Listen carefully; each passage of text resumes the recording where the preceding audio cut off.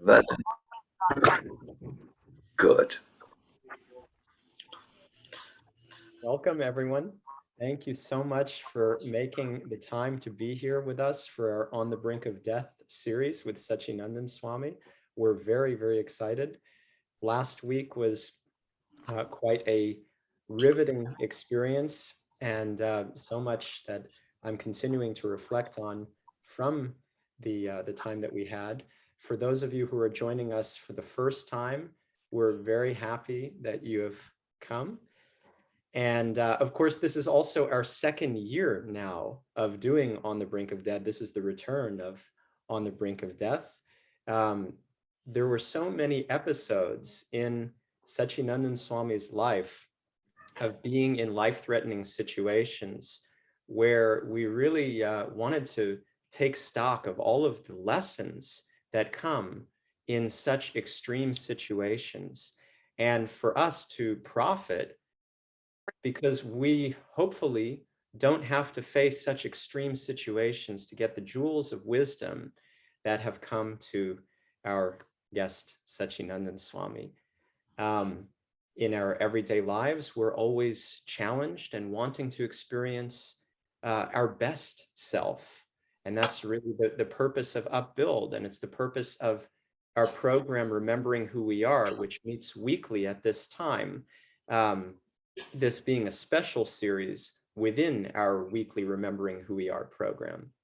And the focus is to really see, how can I live as the true self, which is the soul? We are not these minds, we are not these bodies, we are not our ego, which tells us we are the mind and body, and I want to project this, I want to project that, I want people to see me this way, I want to think of myself in this way. We are something else. We are spirit. We are the soul. And how do we live like that? That's what this time is dedicated for. And it has been an amazing journey over the last 2 years now. This is our 2-year anniversary, and we have Sacinandana Swami here to celebrate the 2-year anniversary of Remembering Who We Are, and to offer that to each of you. So our intention is to really be creating a culture of learning where we can make the most of this time that we have together. And so we ask of a few things of each of you. So first, full-hearted participation. Please kindly give your undivided attention. We don't want to be doing different things while this program is going on. We will miss a lot that way. So please kindly give your fullest presence for your own benefit and for the benefit of the sacred space that we are co-creating together. We affect each other with our presence. And it's also incredibly helpful to have your video on. If that's possible for you, please kindly keep your video on, and we can be a full community together. We also ask for respect, that we are really honoring one another in this space, and we are very respectful in that way. Lastly, your determination. The determination to take these teachings with you into your life so that we can live more as the soul and start to loosen our grip on the ego, or the ego's grip on us. So is everybody game for these 3 pillars of our culture? Please kindly raise your hand or show your yes. I hope this is pleasing. Awesome. Thank you. Much, much appreciated. It goes a long way. So the format will be that Sacinandana Swami will speak today one final story of being on the brink of death. This is our last of his stories. And next week, we will transition to a different format. But so today, he's going to speak for 45 minutes or longer. And with any remaining time, we will take some questions from you. So kindly take note of your questions as Sacinandana Swami is speaking, and direct message them to Michael. So Michael is there, and you can send him direct message with any questions that you have. And then We will close on the hour. It's 1 p.m. Eastern time. And we will open it up for more questions. Anybody that would like to stay after with Sacinandana Swami, he's kindly going to stay with us for another half an hour after. So that's the format. And just a word on Sacinandana Swami. He is a bhakti yoga practitioner for more than 50 years. He is a lifelong monk. He has traveled around the world sharing his teachings and his experience as a meditator and as somebody who is living the life of the soul, or endeavoring to live the life of the soul with his whole being. So we're very, very honored to have him with us. It's a great gift. And he's also my guru. So I always feel very, very touched that I get to share my guru with each of you. Thank you so much. And we will now turn it over to Sacinandana Swami. Namo Vishnu Padaya Krishna Prashtaya Bhutale Shrimate Bhaktivedanta Swami Niti Namine. Thank you all very much for participating in this call, where we will try to create a community by confronting the question of our own, let us say, being bound by time, our own temporal existence.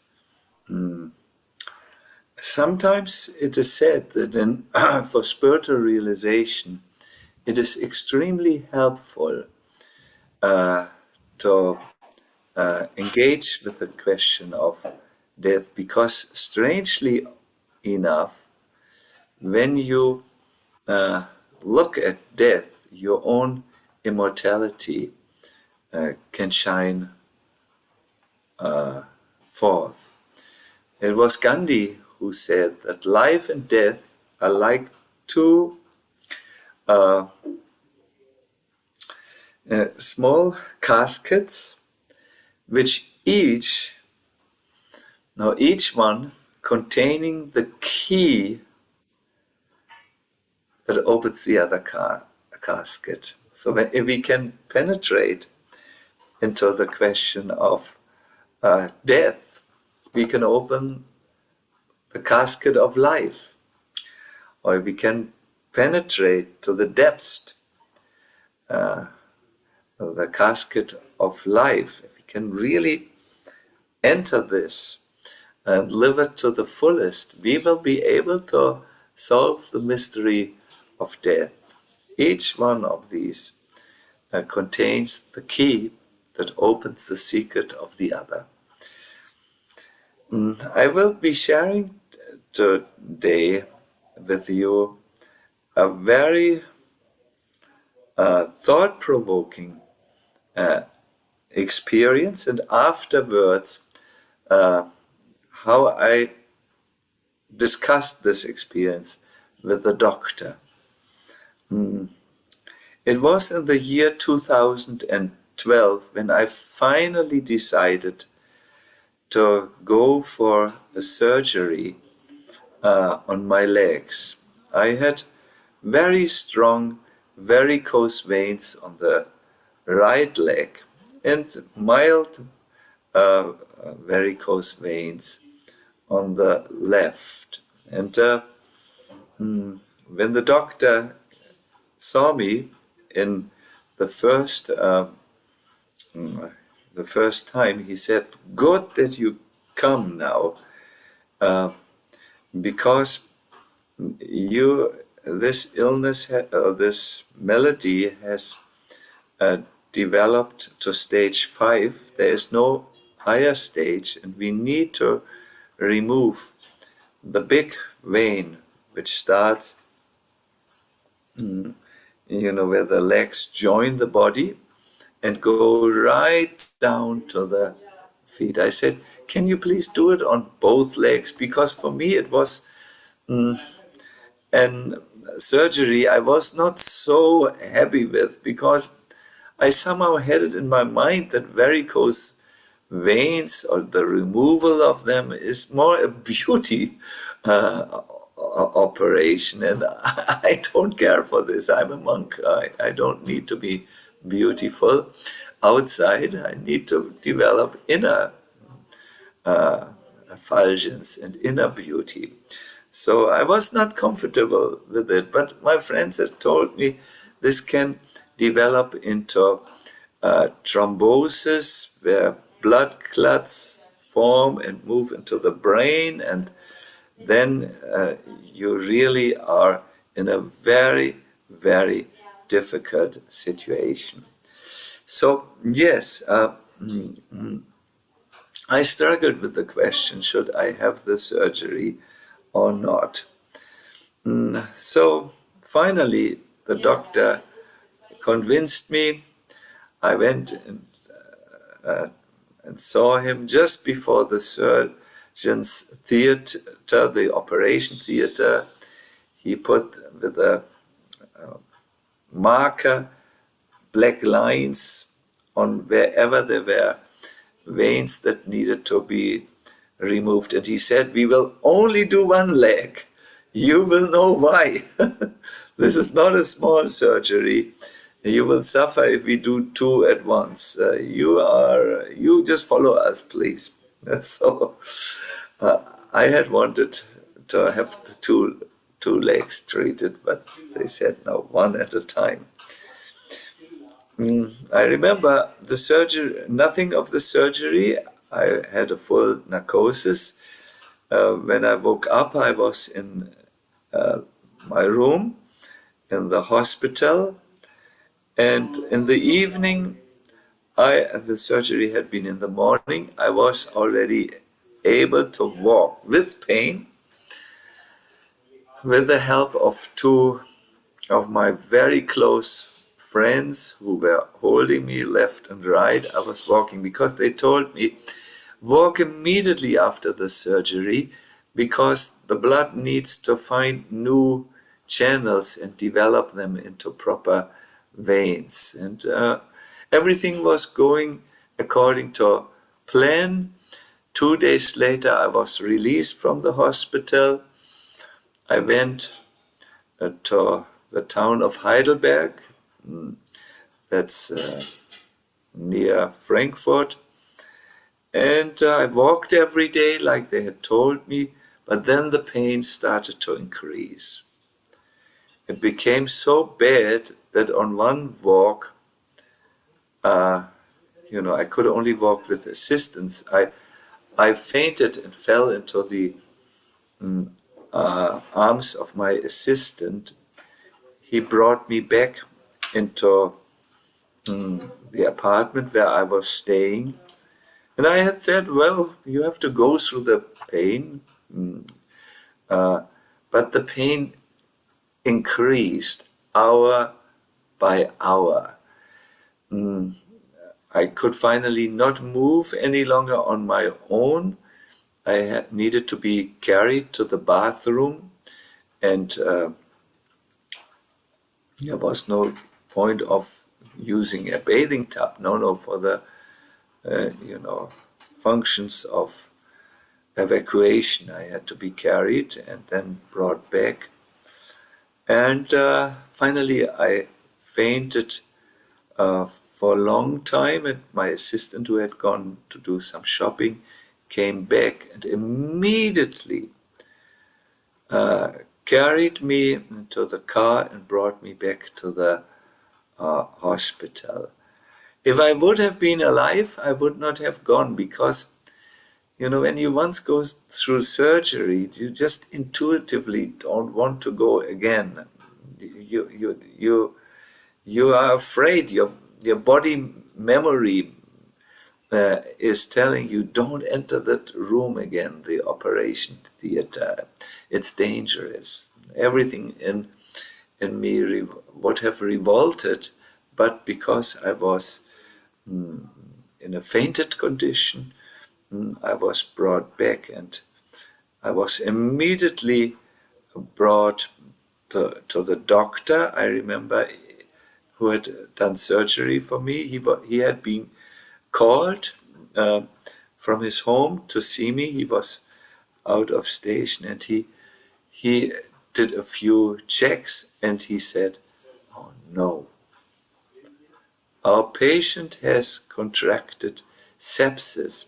Now, for those of you who are not surgeons, at least in the German hospital, this is the cause for people dying. They get an infection, it's an infection, and then I once heard every third or fourth patient who catches this type of infection has to die.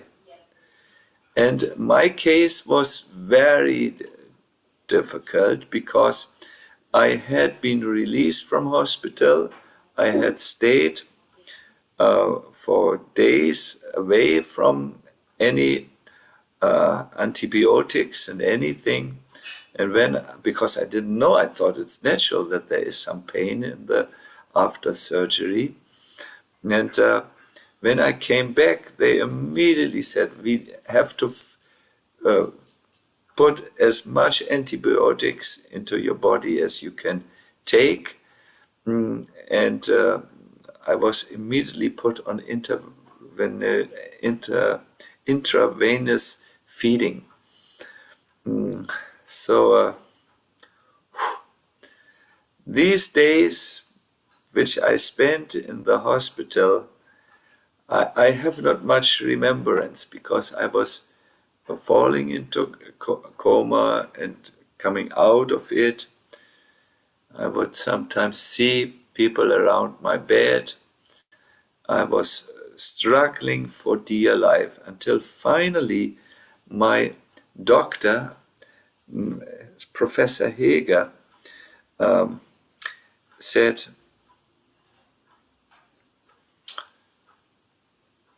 "We have done everything we can for you. The night the coming night will decide whether you live or whether you will die." Wow. In the evening, 10 o'clock, his assistant, a very cultured lady who actually wanted to be an opera singer and knew all the classical books of and with whom I had talked, because I'm a lover of literature. She came and she said, I came to say goodbye just in case I don't see you tomorrow morning. You have the worst type of sepsis in a very advanced degree. Professor Heger told me, and then she started to cry and said, "You are such a good man, please don't go." I remember, do I have a choice? I remember saying this, do I have a choice? She was so affectionate, please don't go. Then Professor Heger came. They were both on my bed, and he said, "I have thought and thought and thought. We cannot do anything for you any longer.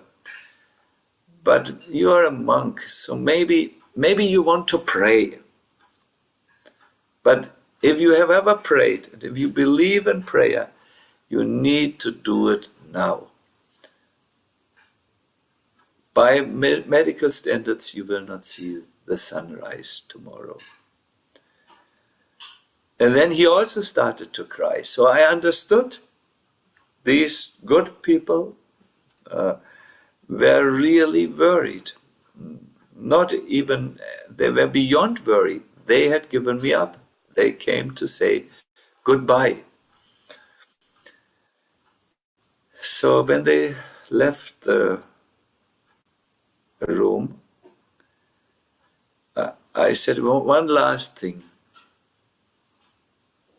Dr. Heger, I remember he returned, what?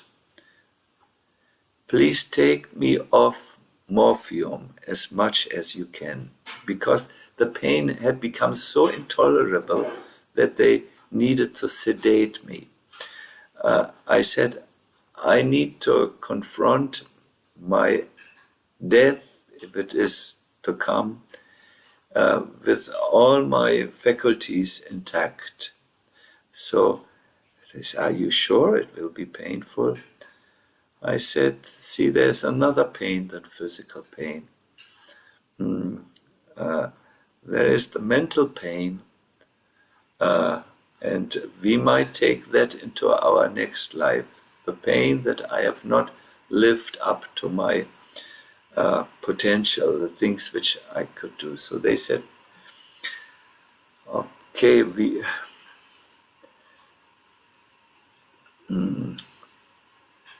they said like this, let us take it off, but then Professor Heger said, I will stay with you for another hour and we can monitor.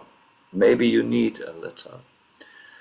So he put me off the morphium. You know, it's given intravenously, as far as I remember. And then after 1 hour, it was just so intolerable that I said, please increase the doses a little bit, but I need to be fully awake. And I remember, my dear audience, what I'm sharing with you is, even if where I think about it, it was very difficult. I couldn't lie on the back, I couldn't lie on the right side, I couldn't lie on the left side. There was no question of turning on the belly because of all the intravenous feeding. And I was just not, and the nerves were on fire. I think you all know sometimes things can get on our nerves and we are very restless, but multiply this times, I don't know, 100 maybe, then you have my condition. I was just, the nerves were, I was not in the normal state of mind or consciousness. And then I tried everything. I know a lot of breathing exercises where you can disconnect for some time from the perceptions in the body. I know all the, we monks have a lot of tools which we have learned in our tradition. But if I'm very honest with you, they worked for some time, but then this severe state of being absolutely ill at ease returned. Professor Heger, who said, I have to go now, I have to do another surgery, said, more morphium or less. I said, I go with this doses because I'm fully conscious. He said, your choice.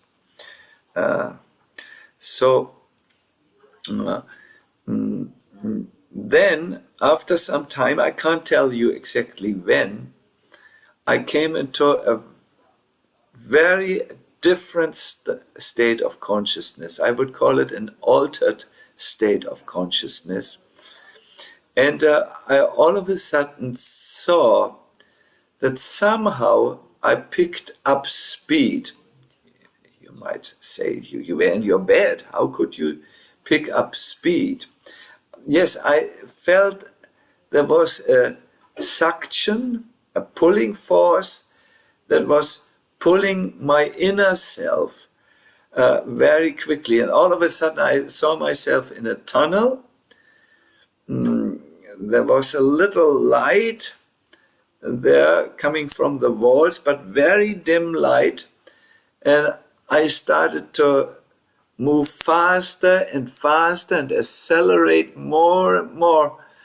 And I knew what this is. This is what in near-death experiences have been called, you move through the tunnel, and what in Sanskrit is called the nadis. There are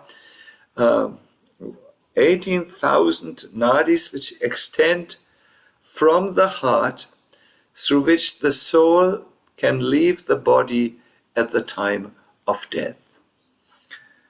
I knew this. I thought, oh my God, is this is the end? I'm leaving my body through these exit ways. You can imagine it like this. Imagine you sit in a theater, it's absolutely dark, and then there is alarm, fire alarm, and all of a sudden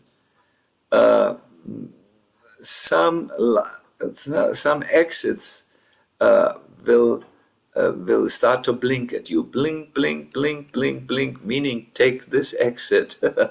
So I also felt all of a sudden this tunnel being a little lit, and I was pulled into it.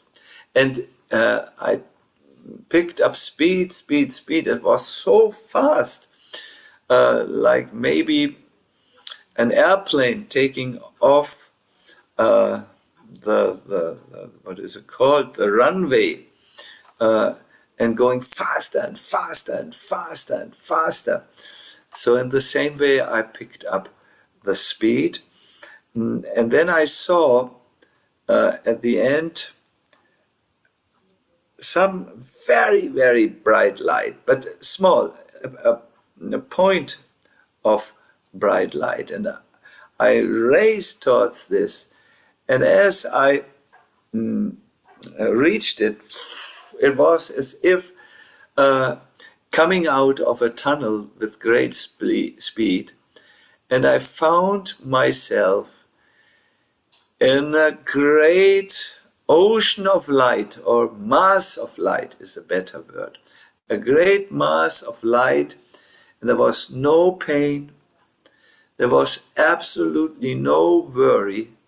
I was floating in a zone of the greatest imaginable relief. I didn't see anything within that light. Then all of a sudden, my spiritual training came back to me. Wait a minute, I thought. I have preparing in my spiritual practices to enter a spiritual world with variety, but here I'm in the midst of light, undifferentiated light. At that moment, I saw that the light was coming from a place which I didn't see. It was a little bit like, imagine a door opens for just a little bit, like this, and you see light falling through that little space into a dark room and filling it up. So it was a little like this. But it was very nice. And then I heard a little voice inside, and it said, please take rest here. You will not die this time. You are now welcome in the place of no pain, of no sensation. Take a little rest. Let your wearied soul recharge itself in this light. And I asked, but what is behind the door? And the voice came back and said, not yet, not yet, not yet. It's not yet for you to go there. So I rested a little bit. I became very joyful. Ari knows me as a joyful person. I'm also, you will be surprised, I like sacred dance, and I'm a passionate passionate dancer in sacred dance. So I felt like the joy of being in a sacred dance without dancing. There was no movement. There was just being in that state. So, but joyous being. And the next thing I remember, I don't know how long this lasted on. I remember I woke up in the hospital bed. It was totally wet, the bed, from sweat. All the intravenous needles, which were here and here, were no longer there. There was a little blood here and there, and I could see the blood on the hospital bed. And after some time, I saw the nurse just opening the door a little bit and looking, and I said, "Why are you afraid of me? Why are you not coming in?" We had talked. There was a young person, and she had asked me about spiritual things. So I said, "Why are you not coming?" And she very hesitatingly entered the room. "Why do you look like this at me?" And she said, "I have never seen this in my life. You were laughing, you were crying, I have heard description of ecstasy. I think you were in ecstasy. Could it be?" And the Professor Heger, the main doctor, had said, "Let him be. Whatever he does in that night, it is his night. Let him be. He is something else than we people. He is a monk, and you let him be. It is his good right. He will live, or he will be dead in the morning. You let him be." So I didn't do anything. I didn't call anything. You were just moving. Your body was going through very different movements than I have ever seen before. And how are you, by the way? I said to the nurse something which would translate in American idiomatic language: "I'm great."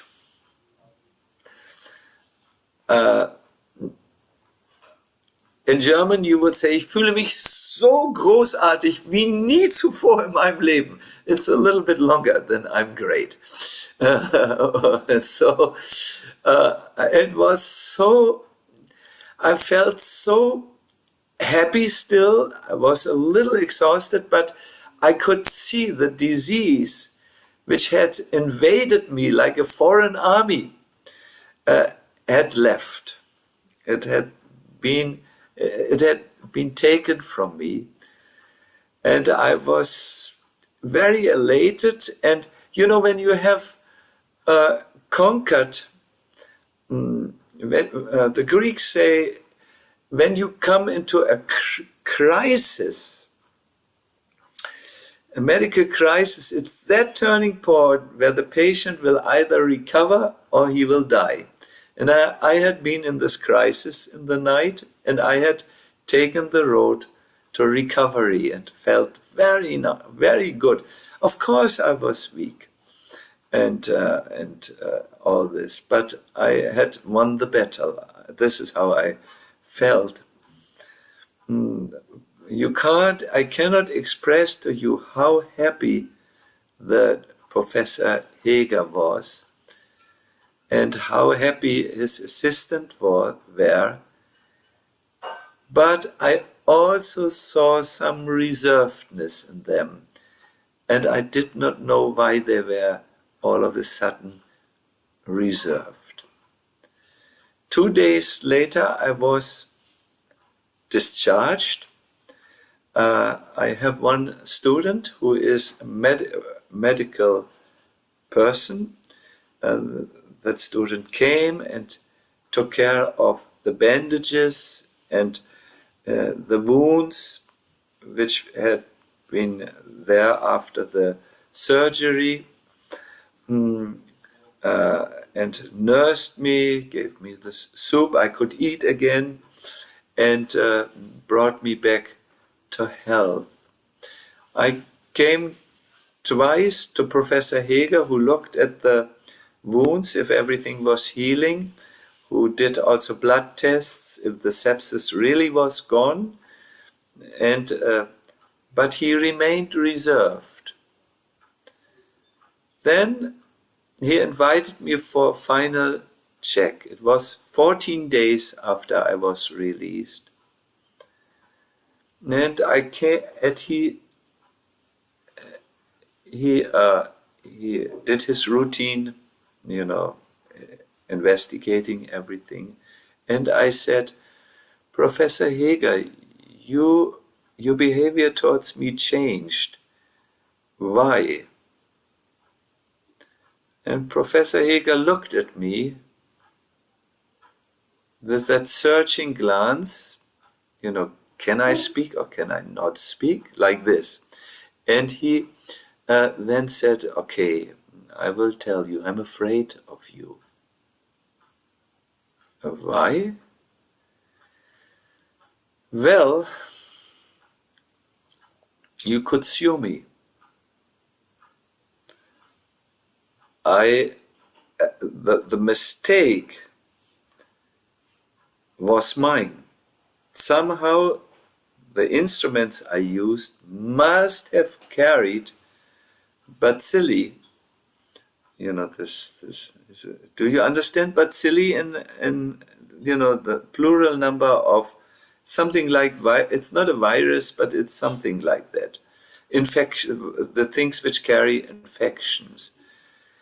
And many times doctors have been sued, and some have lost their profession, when people survived what you had. So I must say, I was afraid, and I'm even now a little afraid. Then why do you tell me that I can sue you? Well, you will find out anyways, if you do a little investigation into this. I said, Professor Heger, sit down now. I never ever thought of finding fault in you, because you only did your best. You are a good person. You don't want to create harm for your patients. I have enough knowledge of the human mind. I speak with many people. You only did your best. And second of all, I feel it was unavoidable. Everyone gets what they are meant to get in this life. If I don't get it in one way, I get my karmic reactions to what I have done in either in this life or the life before. I get it anyways. I have come, I told him, to accept miseries and happiness as part of life.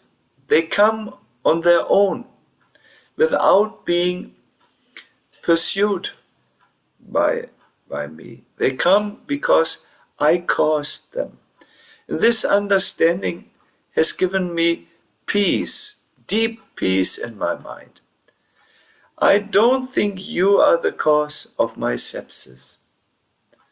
You tried everything to do surgery on me. And because, we had become somewhat friends, I had confessed to him that before I became a monk, I was a Rolling Stones fan, and he was also a Rolling Stones fan because before he became a doctor, and we exchanged our appreciation for this type of music. And we had talked personally to each other. How long all this is away? 50 plus years I'm separated from that type of life. It seems to me like a dream, a distant dream, but I do still have recollections of some parts of the dream before I became a monk.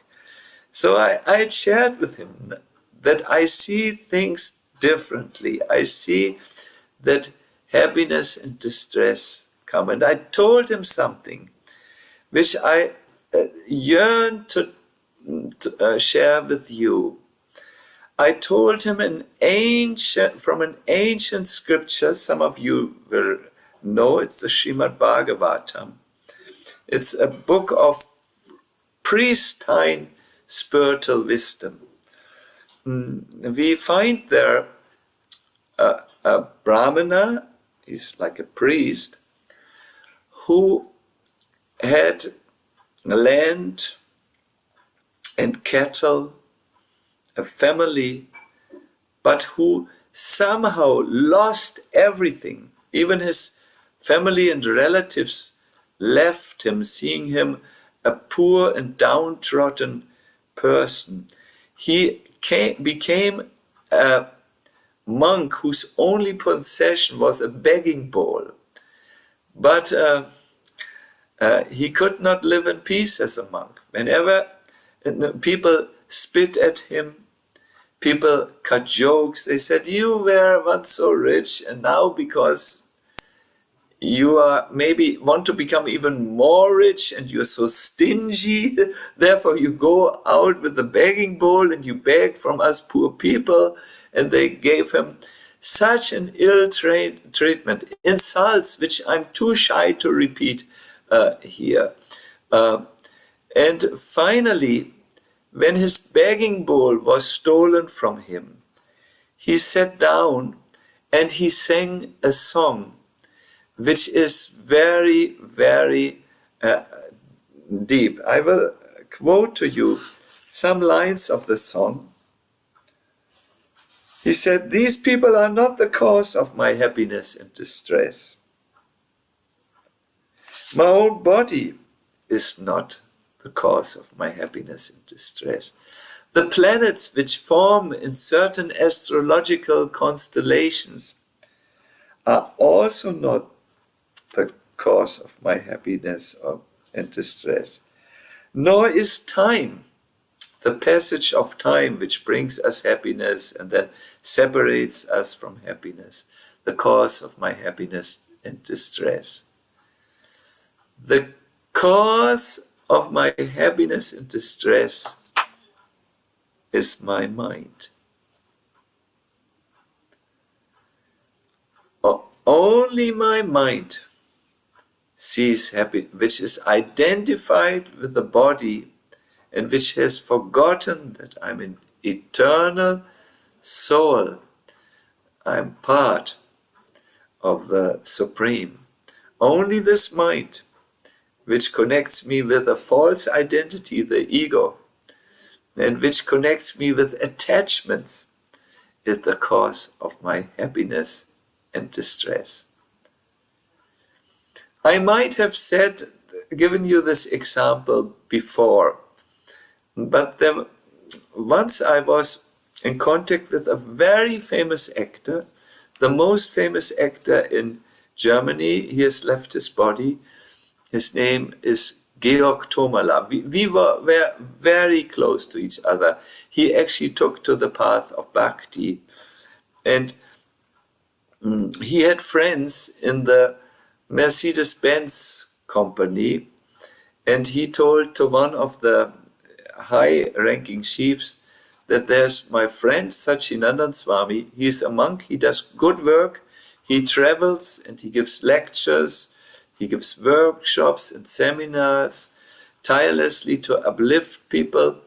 I think Mercedes-Benz should help him. And somehow, because he was so well known and liked, one of the chiefs, I don't think the ultimate chief, but one of the chiefs of Mercedes-Benz gave me a wonderful station wagon.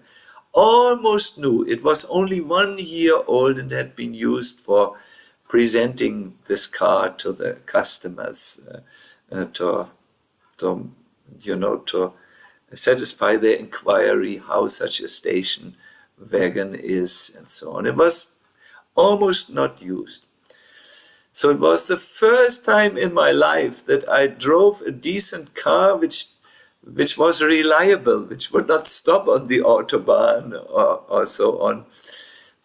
And I must say, I developed some... I felt good. Oh, finally, I can do what I have to do, and it works. The car works. It was maybe the first stages of deep attachment to the car.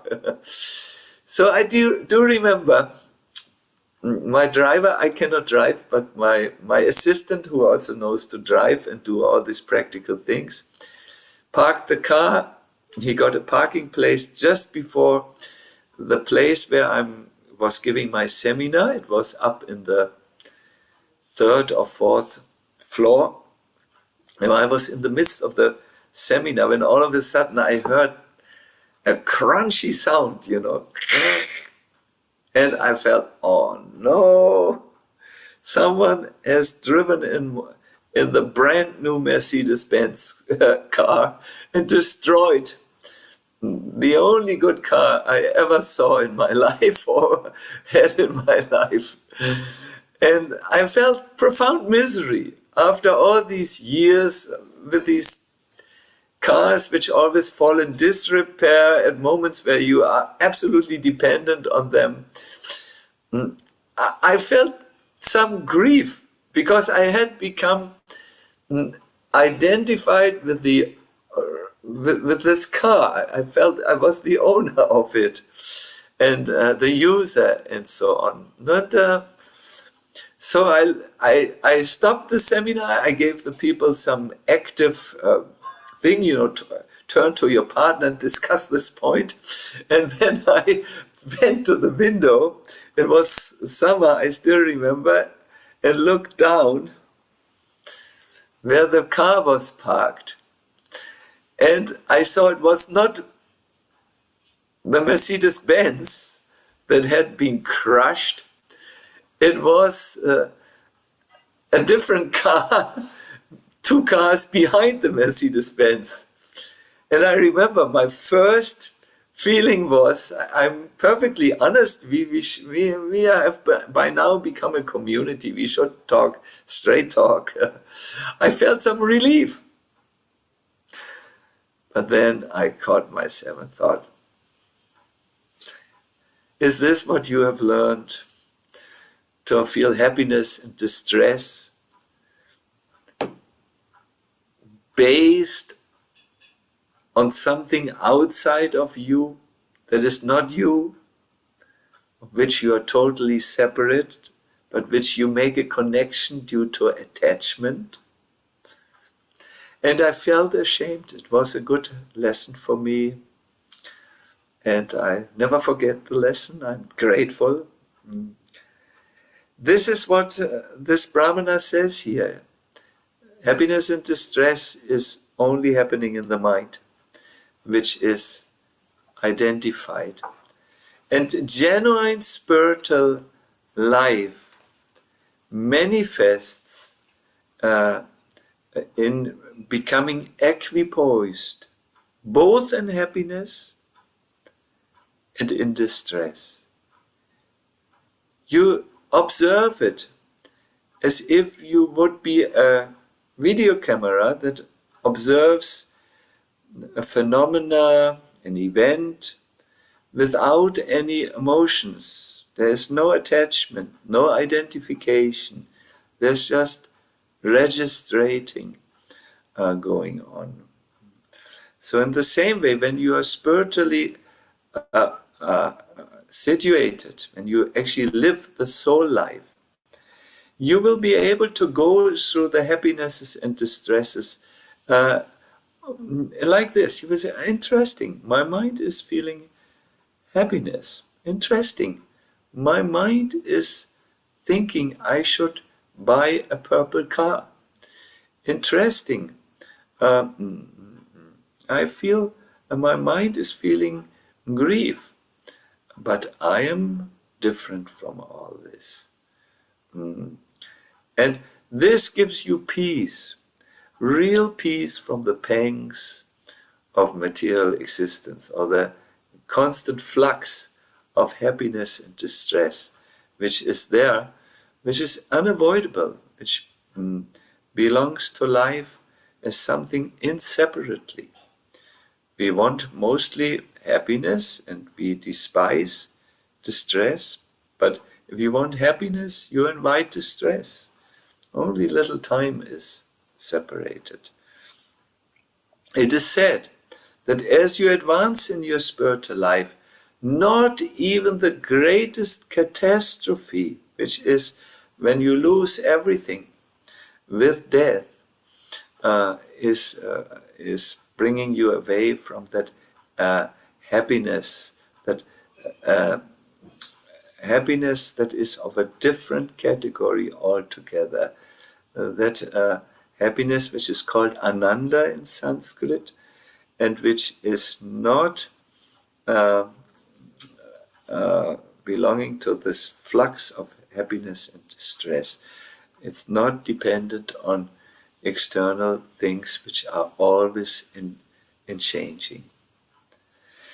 So I would like to end today's session by bringing you into a state where you can maybe feel a little bit what that might be like. I will do it a little brisk. Let me just put my Ragini on.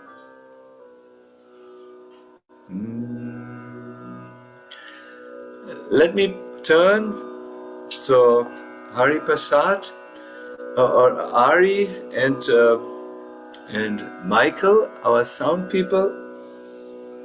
Is it too loud, the sound I have put, or should it be louder or less loud? I can't hear you. Should be good. It's good like this. Good. So ready to meditate, everyone? I can't hear you, nor can I see you, so I assume it is good. I request you to sit tall. Just find a good sitting position. The idea is that your spine should be straight.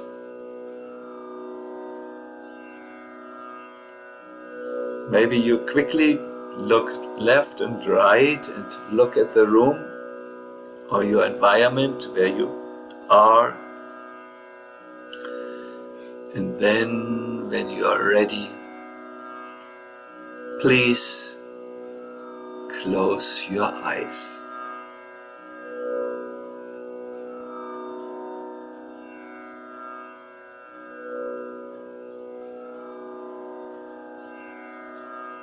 We will take a few deep and relaxed breaths. Do not strain yourself as you're breathing deeper. Just extend your breath a little bit. In other words, a long, smooth inhale and a long, smooth exhale, and so on. Whenever you inhale, do it gently. Your breath should be fine, not, no, just fine, gentle, slow and long inhales and exhales. Let's do this for a few breath circles.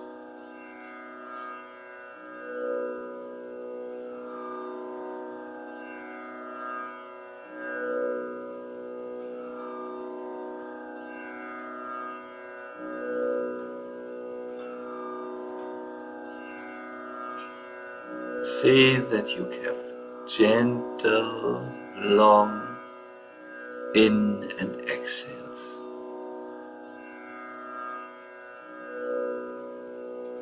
Whenever you exhale, relax your body a little bit more. Start from the shoulders,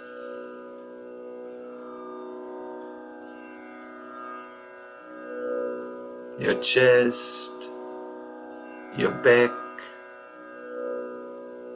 your legs. Whenever you exhale, relax your body a little more. Maintain a straight sitting position.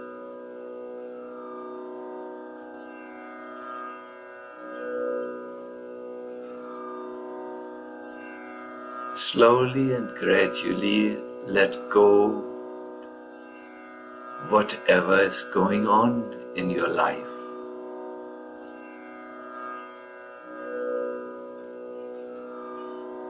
Your job gone.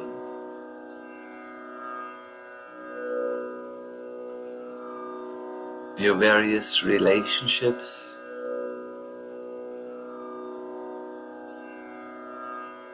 gone.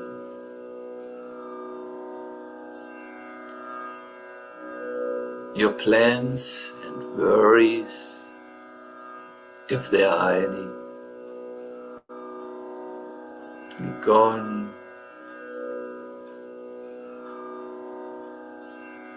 It's now you and your breath. Everything else is put on hold.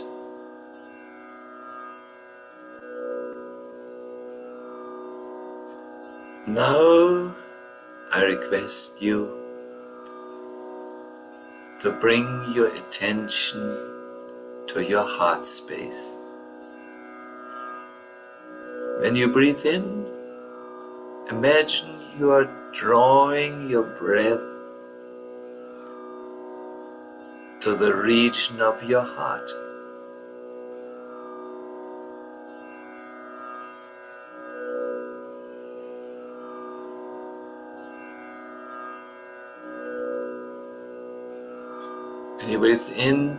When you breathe into your heart space, maybe you feel a feeling of lightness,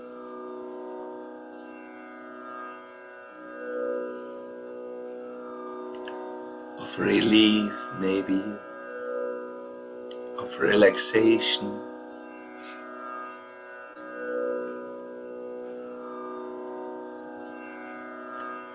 It is here in the heart space where the wisdom traditions say the self resides.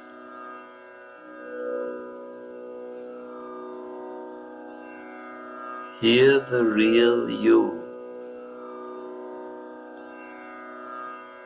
the you that survives even physical death, is staying and residing. It is also here in the heart space where the Supreme Soul, the Super Soul, resides.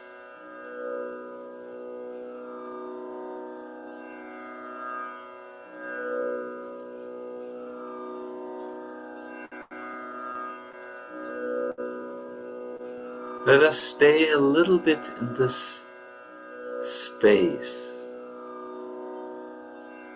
a sacred space, this safe space.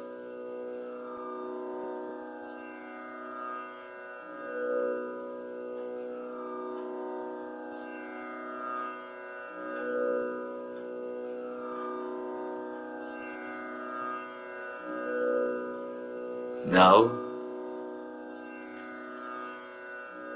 we will do a few deep breaths again.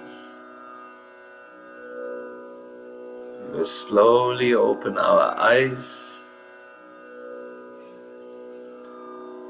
and return back to room awareness.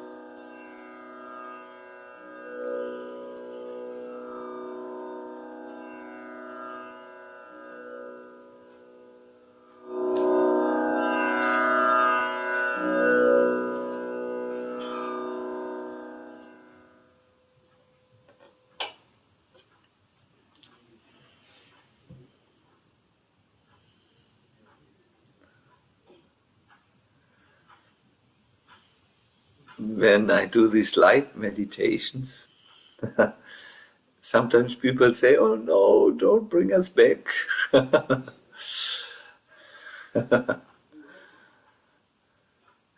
When I had this experience, which I shared with you, where I first very quickly was pulled through the tunnel and then came into this light, I felt I was, in that sacred space. You can go there anytime. It takes maybe a little practice, but it is very nice. And you will see this is not empty. There's a lot going on in this space. First, you become still in the material sense. And then you recognize this stillness is so rich.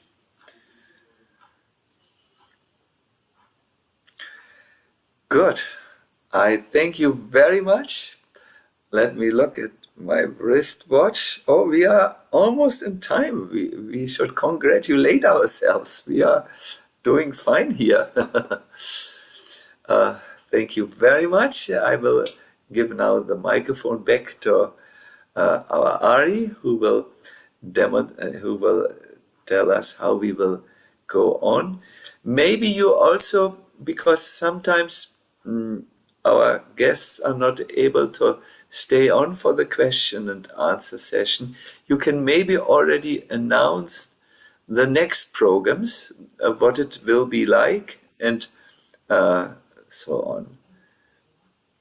Thank you, Sacinandana Swami. Thank you to everyone for being with us. So we will officially close the program here for those who need to leave. And next week, we'll be back with a format of full questions and answers. And that will be the case for the next 3 weeks together. So we're really, really excited to have Sacinandana Swami back to answer a number of questions on the subject of being on the brink of death and how to contact the real self in spite of all obstacles. So thank you again, wishing all the best. And for those who can stay, we'll have another 25 minutes with Sacinandana Swami for questions and answers on this. All the best. So the first question comes from Shiva. Do you have any suggestions or tips for beginners in the spiritual process when they're facing unforgiving circumstances? Unforgiving circumstances. It may be that I need a little bit priming here. Is it that you find yourself in a situation where you cannot forgive another person? Or what? I'm sorry, I'm not a native English speaker, and I do not understand what are unforgiving circumstances? Or maybe you can tell me what is an unforgiving circumstance. Shiva, please, if Uh, you're... yeah, uh, thank you, Swamiji. What I meant was that sometimes I feel that the whole world is kind of trying to put me down, in the sense that both materially and spiritually, I'm not progressing anywhere. So, in that sense, I feel that the circumstances are quite unforgiving based on whatever I've done. Thank you very much. I thank you very much. Your question is now clear. Yes, whenever we feel overwhelmed by circumstances, it is really essential to step back. I learned this from the Bhagavad Gita, where it says that one should learn to observe the coming and going of happiness and distress, much like one will observe the coming and going of summer and winter seasons without becoming disturbed. And in the 5th chapter of the Gita, there is another instruction how to come into this observer role. But it really made a lot of sense to me only when I read a quotation of Leonardo da Vinci. Sometimes you need a little prompting from outside. Leonardo da Vinci, amongst all the other genius things he did, is best known as a painter. He painted a few very, very well acclaimed paintings. For instance, The Last Supper. And he said, it is good sometimes to step back, because from the distance, more can be taken in one glance. And you can see where your work lacks harmony and proportion. Then, after having stepped back and gotten new perspectives, you can come close again and correct your work wherever it requires correction. So, when we are overwhelmed by circumstances, like this situation which I described to you, where I was overwhelmed by pain and then this experience of starting to leave the body, the only thing which really still helped me a little bit is to step back. What I did, didn't want to tell this in such detail. I imagined myself, as the pain mounted up, to be out of my body and looking at my hospital bed from underneath the ceiling and taking some distance. And it did work. But as I told you, this were exceptionally trying situation. I was trying to go through a pain which requires sedation medically by reducing the medication significantly, as if I would no longer take. It was so small, the doses, that because I know as a monk, I would like to have all my spiritual faculties fully with me and my mental strength with me at the time of death, so that I can direct my thoughts in the best way I know of, and in this way have a glorious death, a departure which brings me to a very wonderful next destination. So I wanted very much to have that type of thing. I don't recommend it to anyone. I just described to you an experience. But most of the time we don't have these type of tests, these types of being overwhelmed. So step back, make some space, and fill the space with wisdom, with a different perspective that allows you to see things differently, that allows you to detach also and find so that you are no longer so affected. Wisdom helps you to cut the knot that binds you to this happiness and distress. You can also do, if you are already doing a spiritual practice, you can put everything on hold and focus on your spiritual practice. And there are many, many people who have done this, who have been able to deal with very difficult situations in their lives. Thank you. Is there another question? Yes, thank you. We have from Bruno.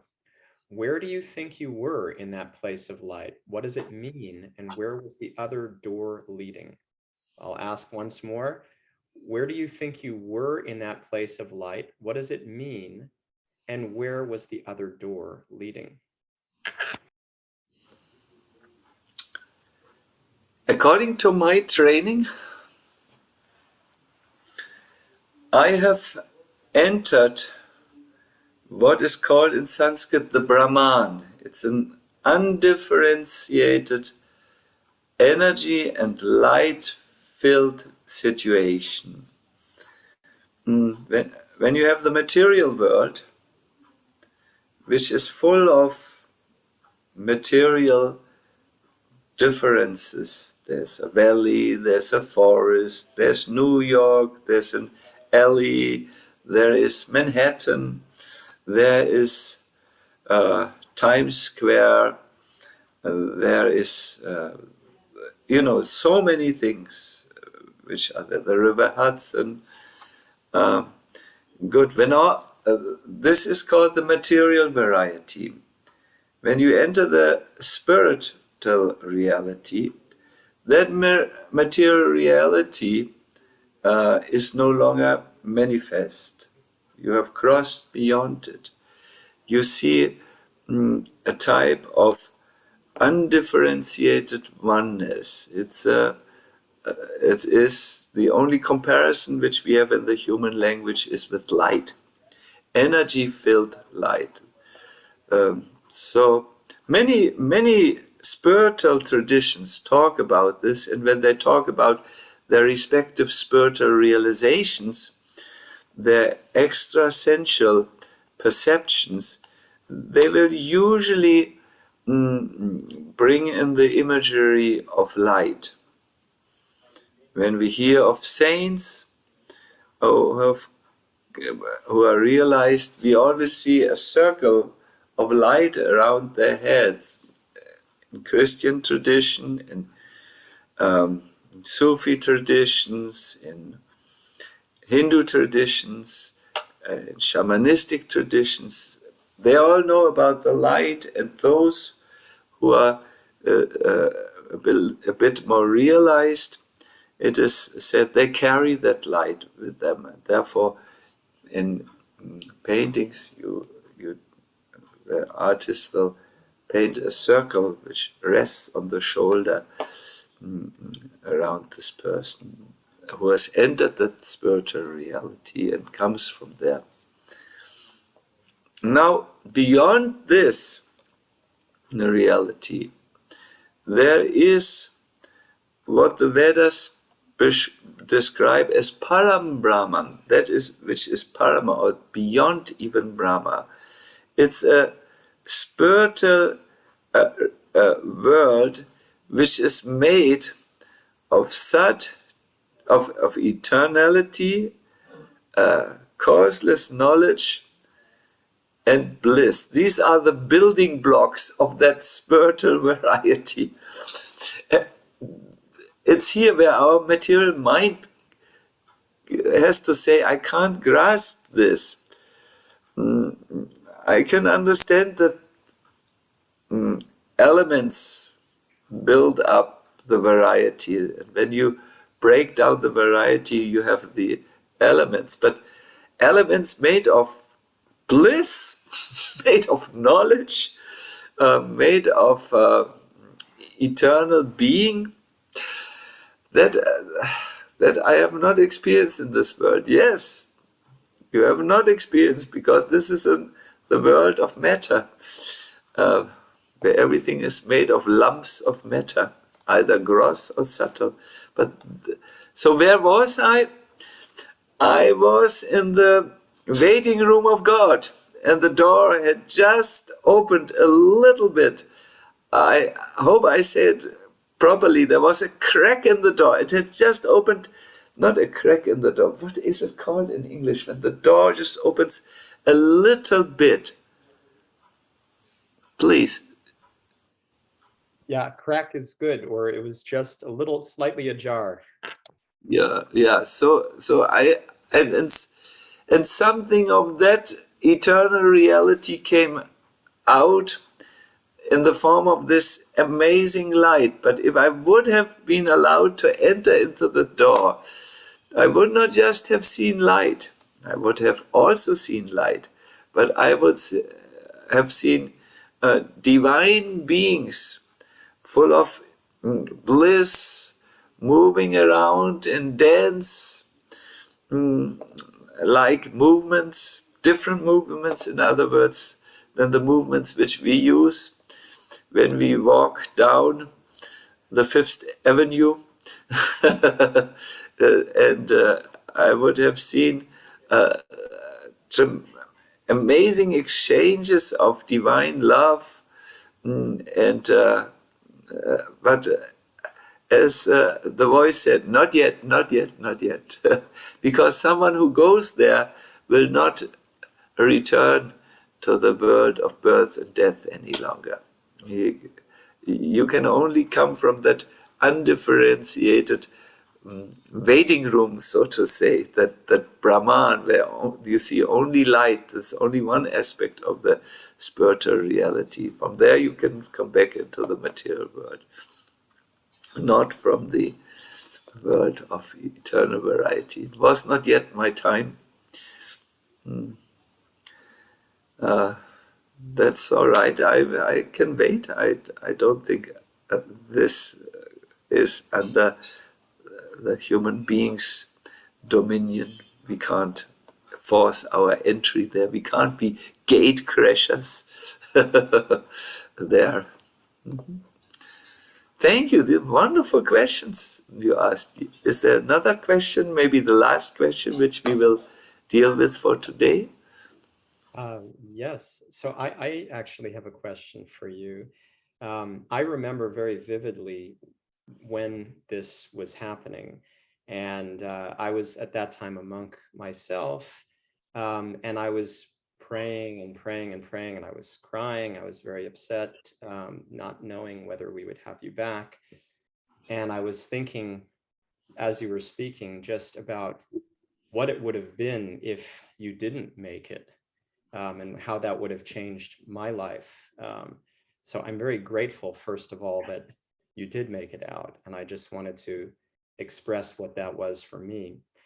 And my question is, I remember also that there was quite a long period of recovery. And I wanted to ask you about the aftermath. If you could take us into the epilogue, what was that recovery like for you? And how did your experience inform your recovery? In other words, how did your contacting that place of being as a soul in that other dimension inform your recovery? You remember correctly. there was this initial joy to have made the, to have, to have conquered really the sepsis, or that the sepsis was no longer there. But it was a long recovery because such a type of sepsis or infection takes a toll on organs, on processes like digestion, on sleep. It's a fever which is, in my case, a nerve fever also. You become, you see you're more emotional, easier emotional. It is the body and mind are really affected by it. But I do remember for some days I could not really move. I was sitting in a seat like this, and the food was brought to me, and I had minimal movements. I could move. It was no longer the pain in the leg, but I was just absolutely weak. And but I was so strong in my mind after this experience. I was reading a lot. I was not, I have this practice of meditation on a mantra. I was not doing this very much because I was very weak physically, and also I couldn't keep my mind so much focused on the mantra as I do now. But reading worked wonderful, and also hearing. And my good friend, Professor Midvede, came a few times, and he read to me from books, and we discussed. I was outside very fragile, and inside very good. Eventually, I went to the Bosnian mountains, where there's a lot of good air. I took a cabin in a ski resort, but there was no one there because it was summer. There was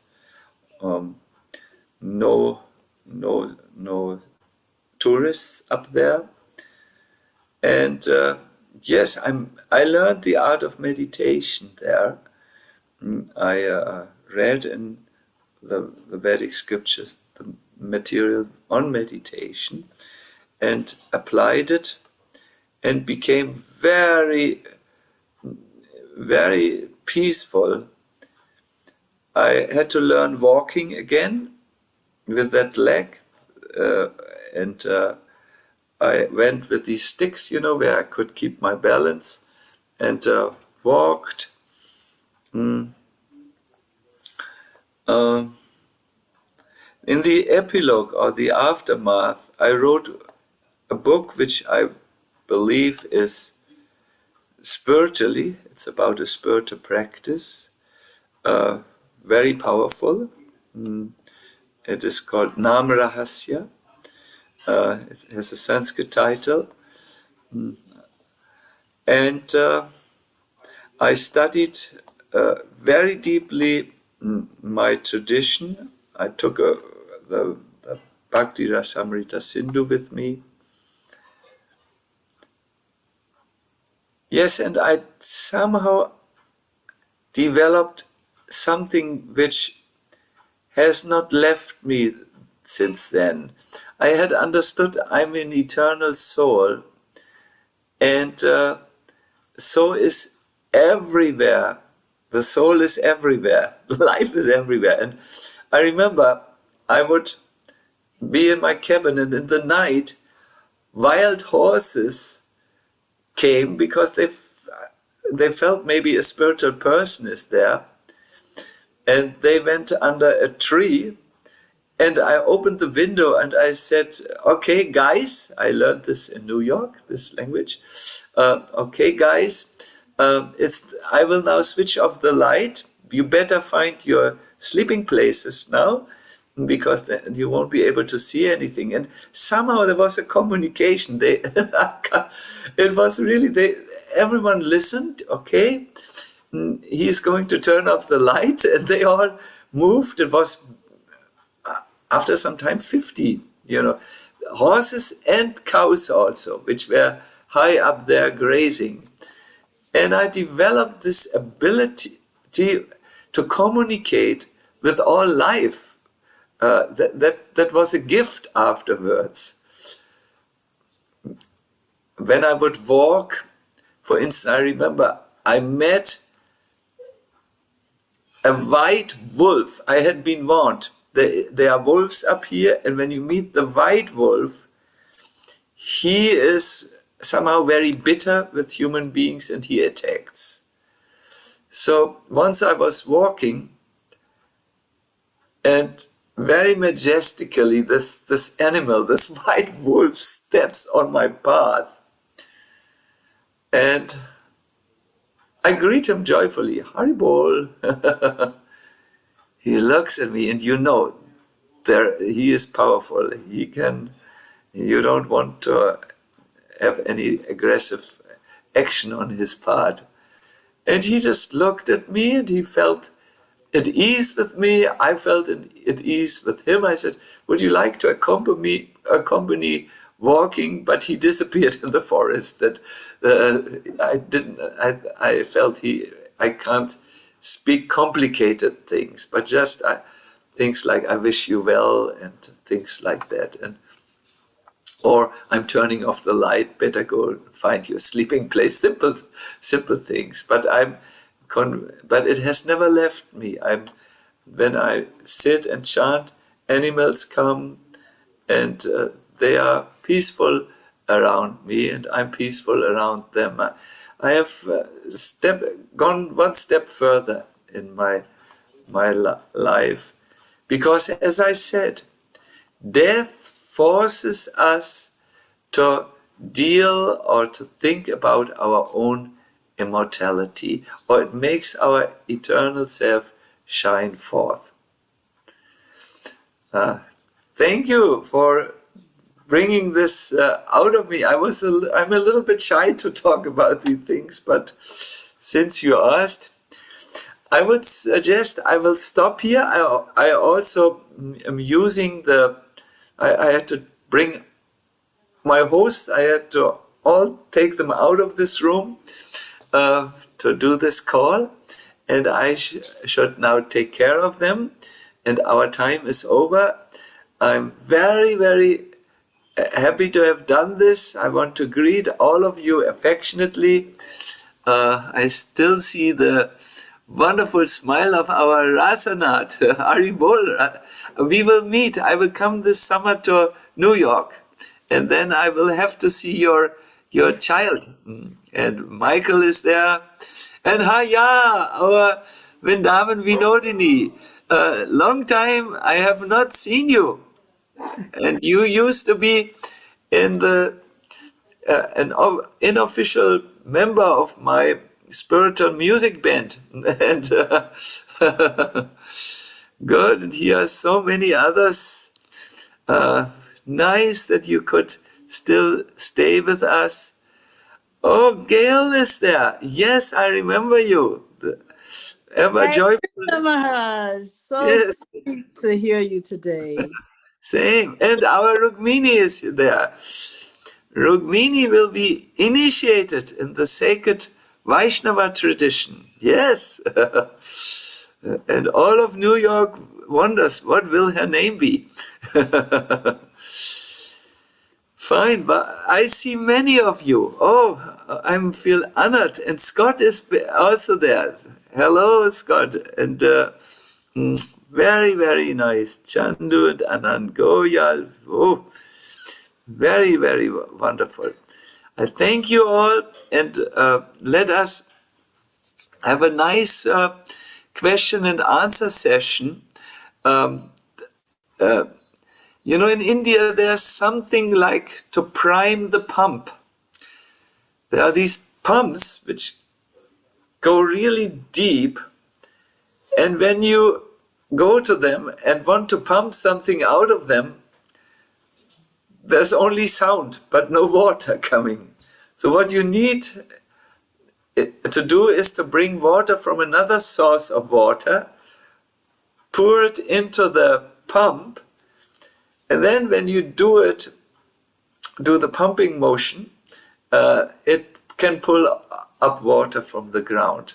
So priming the pump is something which you need to know in India. I think our Bal Krishna, you know this art. I want to prime your pump a little bit. We will engage in a lively question and answer session. I think I would say a little bit in the beginning to keep us all thinking. And then it is good if you have your questions ready. Maybe now, if there's something which you would like to explore together with me, maybe now, if you're primed up now, it's good to write it down. It wouldn't be nice if I say any questions and you all look with happiness into your computer and have no question. No, please, to make it lively, go to these questions which are a little existential maybe, and if you feel comfortable in this community to ask these private personal questions, please do so. Otherwise you can in some way go to a deep place and dig out some questions, and please do it beforehand. Come with your questions on a piece of paper to the call, and then we can do.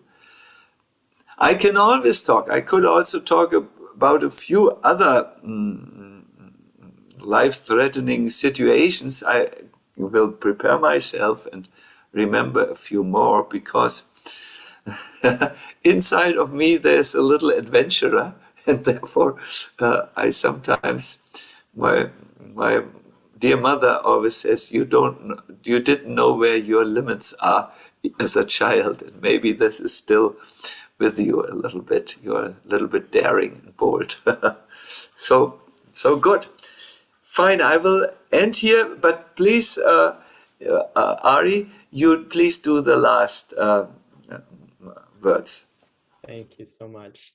Yeah, and we'll also have questions from the community that we'll have prepared as well. So we're very much looking forward to next week and the next 3 weeks together in dialogue with you, Sacinandana Swami. Thank you so much for sharing what you did today. It was very powerful. And thanks to everyone, especially thank you for staying with us until now.